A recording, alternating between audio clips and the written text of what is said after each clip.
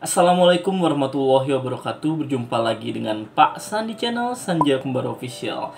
Hari ini Pak San akan membahas terkait dengan kajian komunikasi.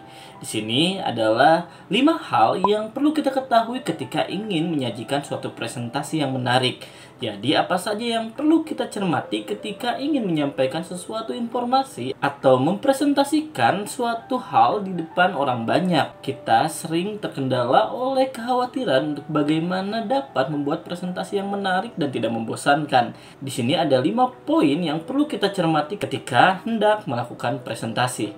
Disimak ya.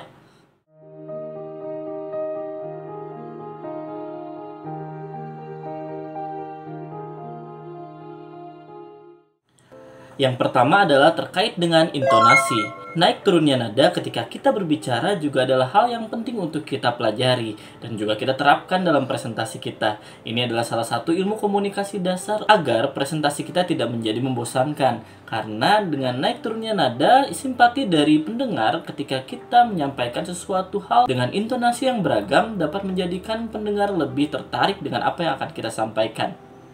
Poin yang kedua adalah artikulasi. Ketika kita menyampaikan sesuatu kepada forum, khususnya forum yang banyak, di situ kita harus menekankan artikulasi.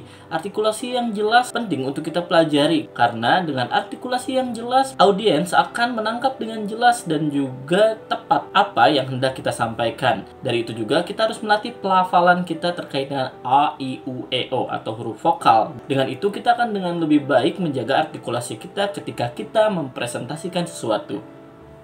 Poin yang ketiga adalah mulai pahami terkait dengan aksentuasi.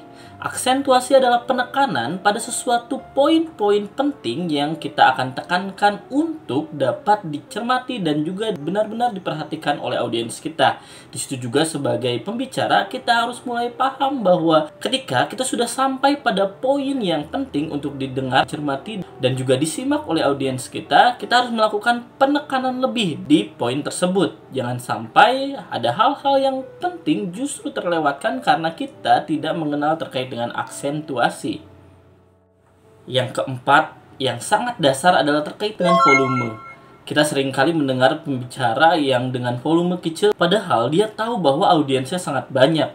Di sana juga kita perlu mengenal terkait dengan bagaimana mengatur volume kita. Keras rendahnya volume kita terkait juga dengan banyaknya audiens, situasi di lapangan, dan juga bagaimana alat yang sedang kita gunakan. Jika kita mengetahui bahwa mikrofon yang kita sedang gunakan volumenya tidak terlalu besar, maka kita harus besarkan suara kita.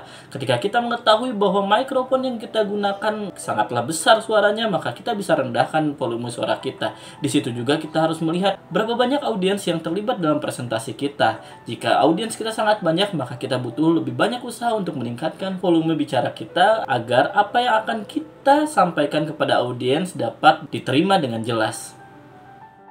Dan yang terakhir, poin yang perlu kita cermati ketika kita akan mempresentasikan sesuatu atau berkomunikasi di depan orang banyak adalah terkait dengan kecepatan.